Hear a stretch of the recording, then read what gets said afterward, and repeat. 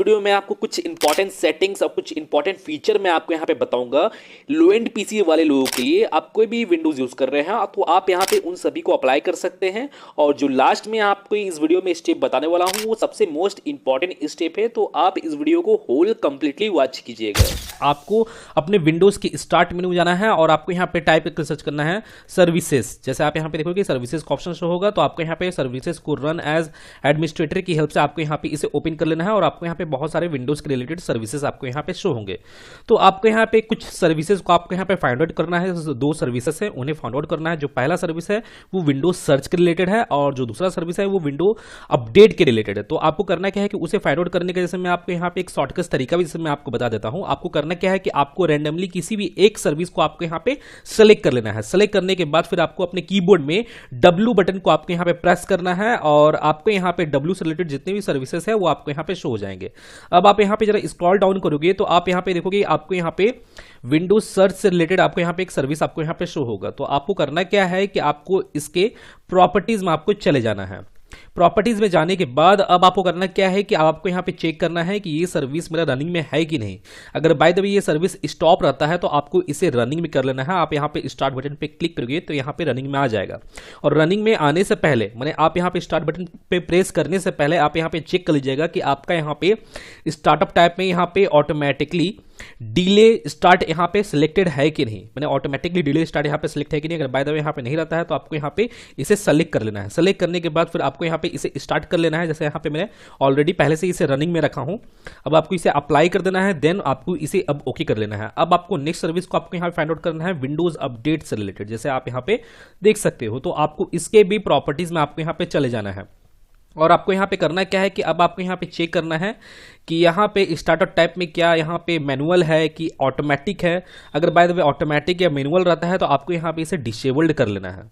और डिसेबल करने के बाद फिर आपको इस सर्विस को आपको यहाँ पे स्टॉप कर लेना है। तो अभी फिलहाल तो मेरा ये सर्विस स्टॉप है, जैसे आप यहाँ पे देख सकते हो। अगर स्टॉप नहीं रहता है, रनिंग में रहता है, तो आपको स्टॉप बटन पे क्लिक करके आपको इसे स्टॉप कर लेना है, विंडोज अपडेट के रिलेटेड सर्विस। और मैं यहाँ पे विंडोज अपडेट को यहाँ पे स्टॉप करने के लिए इसलिए बोल रहा हूँ कि अगर आप लो एंड पीसी अगर आप यहाँ पे यूज कर रहे हो तो मैं यहाँ पे बोलूंगा कि आप यहाँ पे विंडोज अपडेट वगैरह को आप यहाँ पे स्टॉप ही कर दीजिए। क्योंकि क्या होता है कि विंडोज वगैरह ऑटोमेटिकली अपडेट हो जाने के कारण क्या होता है कि बहुत सारे सर्विसेज और बहुत सारे एप्लीकेशन, बहुत सारे फाइल्स वगैरह आपके सिस्टम में लोड हो जाता है।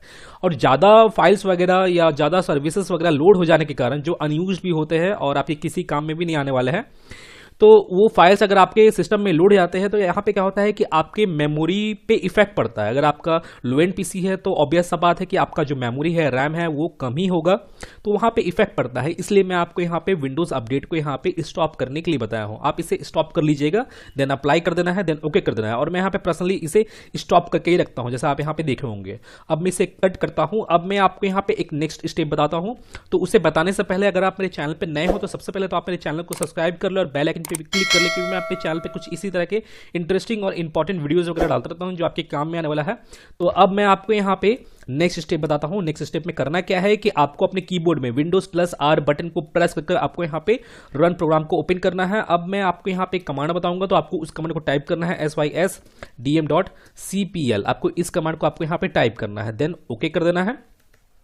और आपको यहाँ पे सिस्टम प्रॉपर्टीज ओपन हो जाएगा। अब आपको यहाँ पे एडवांस वाले ऑप्शन पे आपको यहाँ पे चले जाना है। अब आप यहाँ पे देखो कि परफॉर्मेंस वाले सेक्शन में आपको यहाँ पे सेटिंग का ऑप्शन होगा, तो आपको इस सेटिंग वाले ऑप्शन पे आकर विजुअल इफेक्ट में चले जाना है। जैसे आप यहाँ पे देखोगे यहाँ पे मेरा ऑलरेडी विजुअल इफेक्ट ही यहाँ पे सिलेक्टेड है। और आप यहाँ पे देखोगे यहाँ पे बहुत सारे एनिमेशंस के ऑप्शंस आपको यहाँ पे शो हो रहे होंगे, जैसे आप यहाँ पे देख सकते हो। और इनमें से बहुत सारे तो अनयूज्ड मैंने है जो मैं आपको बता रहा हूँ। यहाँ पे जितने भी है यहाँ पे लगभग ज़्यादा से ज़्यादा अनयूज्ड ही है। तो अब आपको यहाँ पे करना क्या है कि जैसे अगर आपका यहाँ पे ये पहला वाला ऑप्शन आपके यहाँ पे सिलेक्टेड रहता है तो आपको यहाँ पे इस सेकंड वाले ऑप्शन को यहाँ पे थर्ड वाले ऑप्शन को आपको यहाँ पे सिलेक्ट करना है। एडजस्ट फॉर बेस्ट परफॉर्मेंस वाले ऑप्शन को आपको यहाँ पे सिलेक्ट करना है। और आपके यहाँ पे जितने भी ऑप्शन है वो सभी यहाँ पे अनचेक हो जाएंगे, जैसे आप यहाँ पे देख सकते हो। क्योंकि ये ऑप्शन और ये जो फीचर है ये आपके किसी काम में नहीं आने वाला है। हाँ, कुछ कुछ जो फीचर है, कुछ कुछ जो ऑप्शन है यहाँ पे आपके काम में आने वाला है और मेरे भी काम में आने वाला है। तो मैं जैसे आपको यहाँ पे बता देता हूँ कि आपको यहाँ पे कौन कौन से ऑप्शन को आपको यहाँ पे चेक मार्क करना है। आपको इस ऑप्शन को चेक मार्क करना है। Smooth edge of screen fonts को आपको यहाँ पे चेक मार्क कर लेना है। फिर आपको यहाँ पे शो ट्रांसलूसेंट सिलेक्शन रेक्टेंगल को आपको यहाँ पे चेक मार्क कर लेना है। शो थंबनेल्स को भी चेक मार्क कर लेना है। और आप यहाँ पे देखोगे save task bar thumbnail previews का भी ऑप्शन है, तो आपको इसे भी चेक मार्क कर लेना है। आपको इन्हीं ऑप्शंस को ओनली चेक मार्क करना है, देन अप्लाई कर देना है, देन ओके कर देना है और इसे भी ओके कर देना है। क्योंकि ज़्यादा से ज़्यादा यहाँ पे ऑप्शन जो है सेलेक्टेड रहेंगे, मैंने ज़्यादा से ज़्यादा जो एनिमेशन से रिलेटेड, विजुअल इफेक्ट से रिलेटेड जितने भी ऑप्शन है, अगर टोटली वहाँ पे सेलेक्ट रहेंगे जो आपके किसी काम में नहीं आने वाले हैं, वो ज़्यादा से ज़्यादा आपके मेमोरी को ऑक्यूपाई करेंगे। आपका जो मेमोरी है, सिस्टम मेमोरी है, आपको ऑक्यूपाई करेंगे और इससे क्या होगा कि आपका सिस्टम का जो परफॉर्मेंस है वो स्लो डाउन हो जाएगा। अब मैं आपको यहाँ पे नेक्स्ट स्टेप बताता हूँ कि नेक्स्ट स्टेप में अब आपको करना क्या है। नेक्स्ट स्टेप में भी आपको यहाँ पे अपने रन प्रोग्राम को ओपन करना है और आपको यहाँ पे टाइप करना है msconfig। आपको यहाँ पे msconfig आपको यहाँ पे टाइप करना है और आपको यहाँ पे इसे ओके कर देना है और आपके सामने सिस्टम कॉन्फ़िगरेशन ओपन हो जाएगा। अब आपको यहाँ पे बूट वाले ऑप्शन पे आपको यहाँ पे क्लिक करना है और आपको यहाँ पे अपने करंट ऑपरेटिंग सिस्टम को सिलेक्ट कर लेना है। जैसे विंडोज 10 में यूज़ कर रहा हूँ तो विंडोज 10 को सिलेक्ट किया हूँ। एडवांस ऑप्शन पे क्लिक करना है और आपको यहाँ पे नंबर ऑफ प्रोसेसर यहाँ पे ऑप्शन शो होगा, तो आपको इसे चेक मार्क कर आपको यहाँ पे नंबर ऑफ प्रोसेसर को सबसे हाईएस्ट कर लेना है। जितना भी आपका यहाँ पे नंबर ऑफ प्रोसेसर आपको यहाँ पे शो होता है, अगर आपको 4 शो होता है तो आपको 4 को सिलेक्ट करना है। अगर आपका 2 शो होता है सबसे हाईएस्ट तो आपको 2 को सिलेक्ट करना है। अगर आपका 8 या 12 या 16 भी सिलेक्ट मैंने शो होता है तो आपको उसे सिलेक्ट करना है। और ये जो नंबर ऑफ प्रोसेसर है वो आपके प्रोसेसर पर डिपेंड करता है कि कौन सा प्रोसेसर है, क्या आर्किटेक्चर है, उस पर डिपेंड करता है। तो आपको सबसे हाईएस्ट नंबर ऑफ प्रोसेसर 4 को सिलेक्ट करना है। सिलेक्ट करने के बाद फिर आपको यहाँ पे ओके कर देना है, देन अप्लाई, देन ओके। तो यहाँ पे रीस्टार्ट का यहाँ पे पॉपअप शो होगा। तो अभी फिलहाल तो मैं यहाँ पे रीस्टार्ट नहीं करूँगा, यहाँ पे क्लोज कर देता हूँ। मैं सारे आपको यहाँ पे ऑप्शंस बता दूंगा, तो उसके बाद ही आपको यहाँ पे अपने सिस्टम को रीस्टार्ट करना है।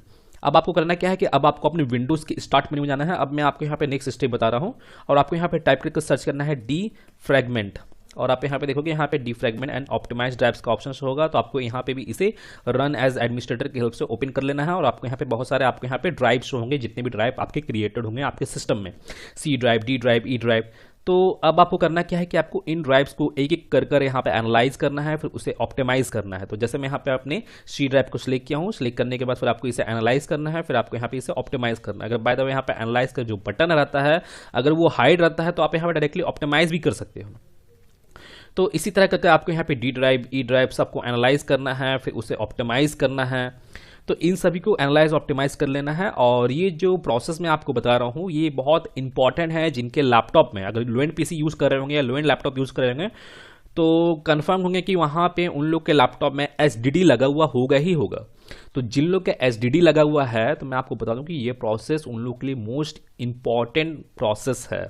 जिन लोग का एसएसडी लगा हुआ है, ऐसा नहीं कि उन लोग के लिए इंपॉर्टेंट नहीं है। जैसे मेरे यहाँ पे एसएसडी लगा हुआ है, सॉलिड स्टेट ड्राइव, तो ये मेरे लिए भी इंपॉर्टेंट है और उन लोग के लिए भी इंपॉर्टेंट है जिन लोग का एसएसडी लगा हुआ है। तो उन लोग को भी करना है, ऐसा है कि नहीं कि नहीं करना है, लेकिन जिन लोग का एचडीडी लगा हुआ है उन लोग के लिए स्पेशली मैं आपको बोल रहा हूँ। और इस प्रोसेस को एटलीस्ट आपको 1 वीक में 2 टाइम तो आपको करना ही करना है, एटलीस्ट 1 वीक में। जैसे मैं यहाँ पे पर्सनली मैं अपना बताता हूँ तो मैं यहाँ पे वेडनेसडे और संडे को मैं यहाँ पे इसे एनालाइज और ऑप्टिमाइज करता हूँ सभी ड्राइव्स को। इससे क्या होता है कि जैसे आपके सिस्टम में, आपके सी ड्राइव में, आपके जो भी ड्राइव है उसमें सिस्टम से रिलेटेड जितने भी फाइल्स है, जो भी फाइल्स है आपके गेम के रिलेटेड या आपके सॉफ्टवेयर के रिलेटेड, जितने भी फाइल्स इंस्टॉल होते हैं, जितने भी फाइल्स आते हैं, अगर आप प्रॉपरली पर्टिकुलरली किसी भी एक एप्लीकेशन को आप यहाँ पे ओपन करते हो, किसी भी गेम को ओपन करते हो, तो गेम के रिलेटेड जितने भी फाइल्स है, पर्टिकुलरली उस गेम के रिलेटेड जितने भी फाइल्स है वो अपने फाइल को एक्सेस करता है। तो यहाँ पे क्या होता है कि आपका जो फाइल्स है वो फाइल डी स्ट्रक्चरल वे में अरेंज हो जाते हैं। कभी कभार अगर आप उसे एनालाइज और ऑप्टिमाइज नहीं करोगे तो डी स्ट्रक्चरल वे में अरेंज हो जाते हैं, जहां पे वो गेम अपने फाइल को अगर एक्सेस करता है तो वहां पे स्लो परफॉर्मेंस देखने को मिलता है। और जिस कारण से आपका जो गेम है या किसी भी तरह का कोई भी एप्लीकेशन है वो स्लोली जरा ओपन होता है और लोडिंग प्रोसेस जरा स्लो हो जाता है। तो ये प्रोसेस क्या करता है, एनालाइज ऑप्टिमाइज करने से वहां पे जितने भी आपके फाइल्स है डी स्ट्रक्चरल वे में जो अरेंज रहते हैं वो आपके स्ट्रक्चरल वे में अरेंज हो जाएंगे। इसलिए मैं यहाँ पे इस प्रोसेस को करने के लिए आपको बता रहा हूँ। और स्ट्रक्चरल वे में अरेंज हो जाएंगे तो यहाँ पे आपका जो परफॉर्मेंस है या किसी भी गेम के रिलेटेड हो गया या किसी भी एप्लीकेशन के रिलेटेड हो गया वो आपका इन्हांस हो जाएगा, बूस्टअप हो जाएगा। तो आपको इस प्रोसेस को करना ही करना है। अब मैं आपको यहाँ पे फाइनल लास्ट स्टेप बताता हूँ और वो जो है वो विंडोज सिक्योरिटी के रिलेटेड है। और कितने लोग को तो विंडोज सिक्योरिटी के बारे में मालूम नहीं होता है, तो आपको स्टार्ट मेनू जाना है और विंडोज सिक्योरिटी को यहाँ पे ओपन कर लेना है। कितने लोग को मालूम नहीं होता है तो मैं आपको बता दूं, ये विंडोज सिक्योरिटी जो है ये आपके सिस्टम के, आपके विंडोज के पर्सनल खुद का एंटीवायरस है, माइक्रोसॉफ्ट विंडोज का अपना एंटीवायरस है। और कितने लोग को मालूम नहीं होता है और कितने लोग क्या करते हैं, मार्केट वगैरह से डेडिकेटेड मैंने एंटीवायरस वगैरह परचेस कर लेते हैं। और जैसे मैं आपको बता दूं कि यही एंटीवायरस काफ़ी है किसी भी वायरसेस को मैंने रिमूव करने के लिए। या किसी वायरसेस को डिटेक्ट करने के लिए ये एंटीवायरस काफ़ी है, और मैं पर्सनली इसी एंटीवायरस को यूज़ करता हूँ। मेरे पास भी बहुत सारे डेटा हैं, तो उन सभी को स्कैन करने के लिए मैं इसी एंटीवायरस को यूज़ करता हूँ, और मैं किसी भी तरह का कोई भी डेडिकेटेड एंटीवायरस को यूज़ नहीं करता हूँ जो मार्केट वगैरह से परचेस किया हुआ है। और मैं भी आपको रिकमेंड करता हूँ कि आप यही एंटीवायरस को यूज़ कीजिए। आप पे डिपेंड करता है कि आप कौन सा यूज़ करना चाहते हो, आप जिसमें कंफर्टेबल आप उसके अकॉर्डिंग ही यूज़ करें, लेकिन मैं आपको बोलूँगा कि आप एक बार इसे यूज़ करके देखिएगा। अगर आपको ये बेटर लगता है तो अभी आप इसे यूज़ कीजिएगा। तो ये एंटीवायरस क्या है कि ये और सब एंटीवायरस के जैसा ये अपडेट भी होता है। तो आप यहाँ पे अपडेट पे क्लिक करोगे तो यहाँ पे ये अपडेट होना स्टार्ट हो जाएगा, और यहाँ पे ग्रीन कलर का आइकन शो हो रहा है, सॉरी येलो कलर का आइकन शो हो रहा है। तो इसका मतलब ये है कि यहाँ पे अपडेट करना होगा। अगर यहाँ पे ग्रीन टिक लग जाता है तो इसका मतलब ये है कि ये अप टू डेट है। तो आप यहाँ से इसे अपडेट भी कर सकते हो और एंटीवायरस की तरह।